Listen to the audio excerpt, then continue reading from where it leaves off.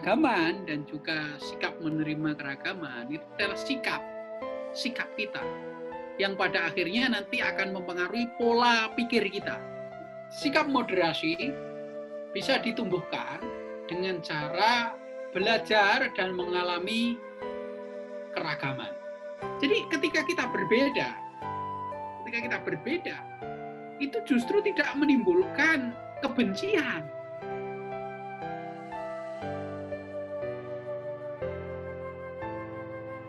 Misalkan kita harus bersikap moderat, ini dalam konteks beragama begitu, dalam satu agama misalkan. Dalam urusan agama, yang sifat hukumnya itu masih bisa diperdebatkan. Kita tahu bahwa permasalahan saat ini, orang beragama itu adalah adanya kesenjangan pemahaman antara tafsir agama dengan ajaran pokok agama. Kalau ajaran pokok agama itu tidak bisa kita perdebatkan karena itu sifatnya ibadah makhluk lah, katakanlah seperti itu. Tetapi kalau tafsir atas ajaran keagamaan itu masih bisa diperdebatkan. Kadang orang saat ini memandang bahwa apa yang disampaikan itu adalah ajaran pokok dalam agama, meskipun sebenarnya bisa diperdebatkan. Bagaimana cara bersikap moderat dalam memandang hal itu, Prof? Terima kasih Mas Kutub pertanyaannya. Jadi yang saya maksud dengan keragaman dan sikap moderat, tentu saja kita enggak usah mengubah ibadah mahdoh ya, itu enggak perlu itu. Dan kita enggak perlu mengubah iman, itu enggak perlu itu. Jadi yang saya maksud keragaman dan juga sikap menerima keragaman itu adalah sikap kita yang pada akhirnya nanti akan mempengaruhi pola pikir kita. Jadi saya tidak menyinggung tentang bagaimana cara beribadah, bagaimana cara berteologi, itu sudah ajaran agama itu. Saya tidak membahas itu. Tapi yang saya bicarakan di sini adalah jika orang itu mengenal orang lain, maka dia akan bijak. Jadi ini berkaitan dengan akhlak, dengan karakter. Tadi kan saya sudah singgung di awal, Al-Farabi ya. Al-Farabi tadi di awal saya menceritakan bagaimana Al-Madinah Al-Fadilah, sebuah kota yang utama atau sebuah masyarakat ya. Madinah di sini adalah civil society, Madaniyah civil society. Bisa dibangun dengan pembangunan karakter building lah dalam bahasa nasionalisme kita ya. Yaitu dengan cara sikap. Jadi ini persoalan sikap. Orang bersikap ekstrim, bersikap radikal, itu kan sebetulnya tidak ada hubungannya dengan ibadah. Itu hubungannya dengan pola pikir. Orang itu berpikir bahwa orang lain itu musuh. Bahkan banyak sekali musuh itu yang juga beribadah sama dengan dia. Ini itu persoalan. Persoalannya adalah orang itu tidak bisa menerima perbedaan cara pandang. Sehingga dia ingin menghilangkan perbedaan itu, bahkan menghilangkan nyawa. Ini jadi persoalan.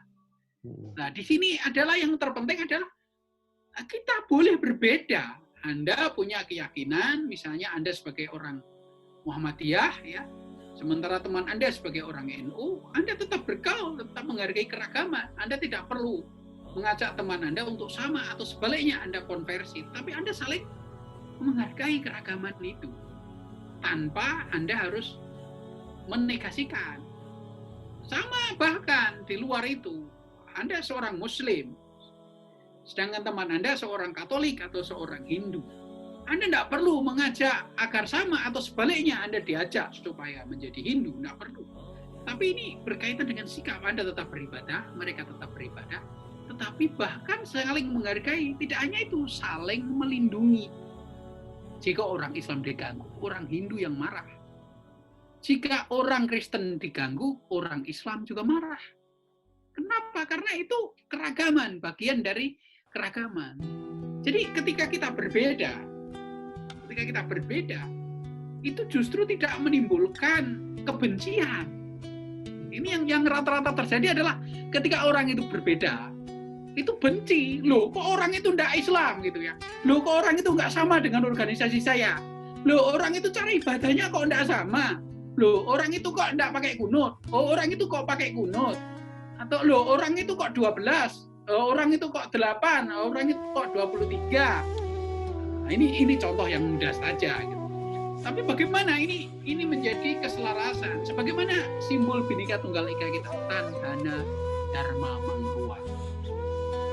Berbeda, tidak mencampur aduk, Tandhana Dharma Mangruwa, tidak mencampur aduk, tetapi tetap koeksisten, tetap hidup masing-masing, bahkan tidak hanya saling menghargai, tapi saling melindungi. Jadi tidak ada hubungannya dengan bahwa kita harus sedikit lebih beribadah, kita harus kompromi, dan lain enggak, tapi justru berdampingan, saling melindungi. Para filosof kita seperti Al-Farabi, tadi yang saya ungkap juga, Ibnu Khaldun juga menghadapi hal yang sama, karena perdebatan waktu itu antara Mu'tazilah dan Ahlu Sunnah itu juga sengit, ya, juga sengit, dan gagalnya waktu itu adalah ternyata konflik ini tidak bisa di-manage, konflik ini tidak bisa diselesaikan, akhirnya Mu'tazilah musnah. Mu'tazilah musnah dalam sejarah kita. Nah, sama dengan di Indonesia ini. Di Indonesia ini kan ada banyak keragaman. Saya tadi sudah cerita bahwa Islam sendiri dipraktekkan di Indonesia dengan berbagai macam cara. Organisasinya berbeda, afiliasinya berbeda, ya, dan bahasa kita berbeda antara satu dengan yang lain, ya. Ada bahasa Aceh, ada Aceh bukan, ada Aceh Pidi, ada Aceh besar, ya. Ada Batak pun ada Batak Karo, ada Batak Samosir, ya. Jawa pun ada Jawa Ngapak, ya. Ada Jawa Timuran, ada Jawa Tengah, Sunda juga sama, Bugis juga sama. Nah, ini bagaimana perbedaan ini di-manage? Begitu juga di dalam tubuh kita sendiri maupun di luar. Perbedaan di-manage sehingga menimbulkan sikap moderat. Oh, ternyata saya bukan satu-satunya. Oh, kelompok saya bukan satu-satunya. Ada kelompok lain yang sama haknya dengan kelompok saya untuk hidup. Jadi perbedaan ini sekali lagi jangan menimbulkan kebencian. Orang itu berbeda, saya benci. Orang itu bukan bagian dari kita, maka harus dikeluarkan. Nah, itu jangan. Tapi perbedaan ini adalah harmonis. Ini adalah tantangan kita. Dari situlah sikap moderat itu bisa ditumbuhkan secara pelan-pelan. Itu Mas Putu. Iya, terima kasih Prof. Ya tadi sudah dijelaskan bagaimana cara kita untuk bersikap moderat adalah ya adanya kesepahaman ya Prof. Bahwa kita harus mempunyai pergaulan yang luas, tidak hanya dalam satu agama, tidak hanya dalam satu organisasi, dan dalam satu kubu lah setidaknya. Tapi gini Prof, kalau saya melihatnya, kalau dalam konteks saat ini itu orang berbeda ekstrim, katakanlah orang berekstrim itu kan saat ini salah satu alasannya adalah karena keyakinannya dalam memahami teks agama tadi, Bro. Sehingga dia tidak menjaga jarak dengan orang lain, dengan orang yang beragama, misalkan pendefinisian, katakanlah pendefinisian orang selain muslim, misalkan salah satu contohnya adalah kafir dan lain sebagainya, sehingga itu membuat pemahaman yang seperti itu membuat meng-underestimate katakanlah orang yang berlainan dalam agama. Nah, saya kira setiap sejarah itu mempunyai proses atau karakter masyarakat semacam ini. Ada kubu yang semacam ini gitu dalam proses. Iya, selalu akan ada. Dalam proses fakta sejarah gitu kan.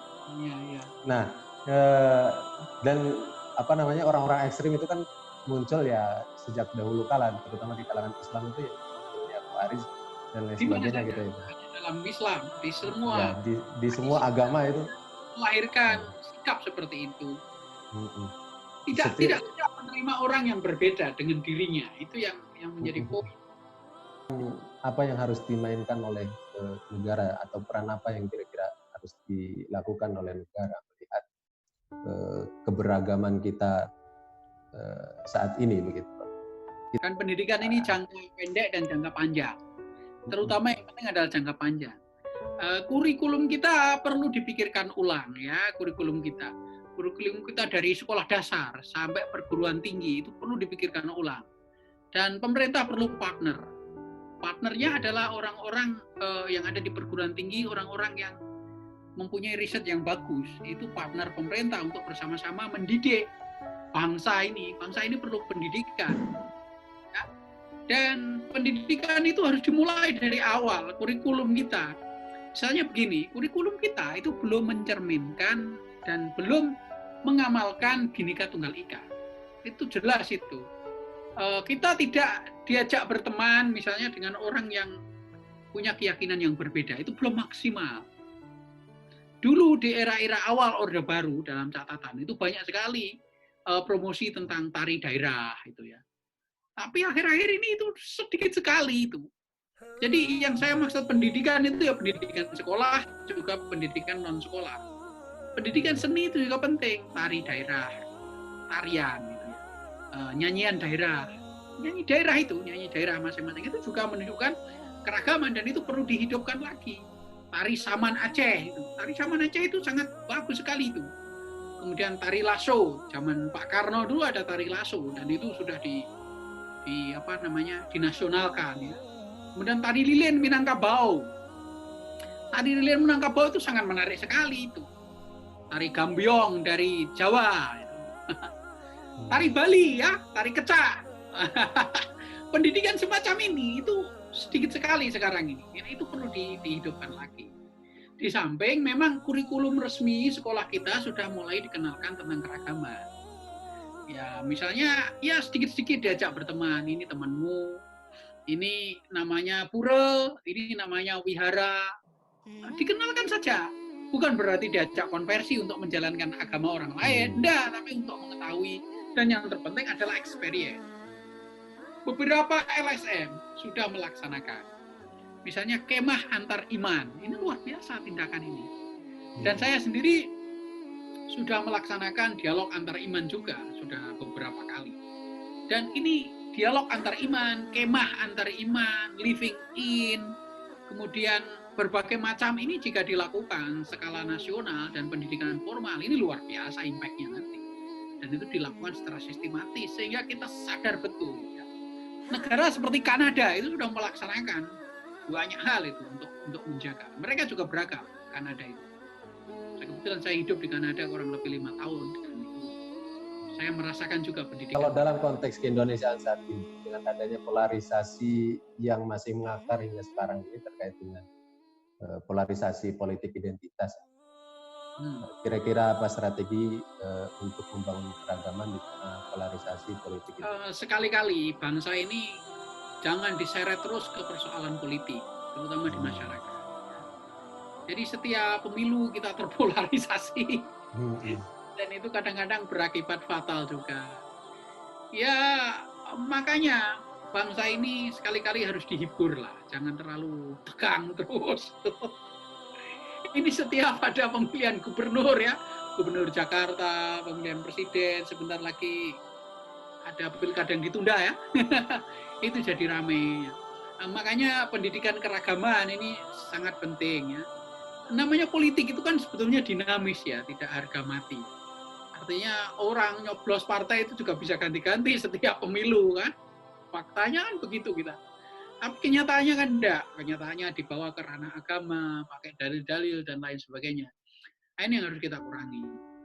Makanya bagi saya, janganlah terlalu dibawa-bawa ke agama. Semua kehidupan politik kita. Semua kehidupan ekonomi kita. Semua kehidupan sosial kita.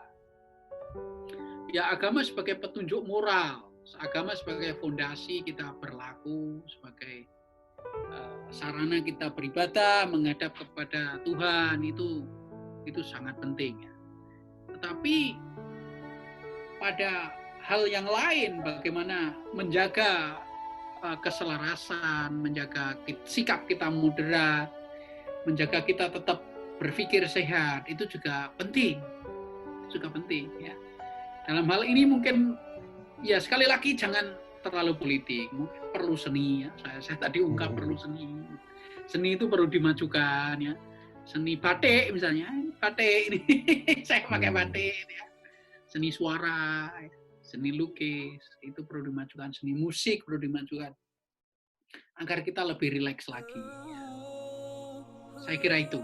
Iya. Terima kasih Prof. Al-Makin atas materinya. Barangkali ada statement closing, Prof, sebelum kita akhiri. Ya, terima kasih ya. Ini kita sama-sama berusaha, kita sama-sama mengabdi, kita sama-sama agar amal kita diterima oleh Allah selama Ramadan, tetap jaga kesehatan, tetap berpola hidup sehat, dan jangan lupa tertawa. Saya kira itu. Terima kasih undangannya. Semoga acara ini sukses. Assalamualaikum warahmatullahi wabarakatuh. Waalaikumsalam warahmatullahi wabarakatuh. Terima kasih.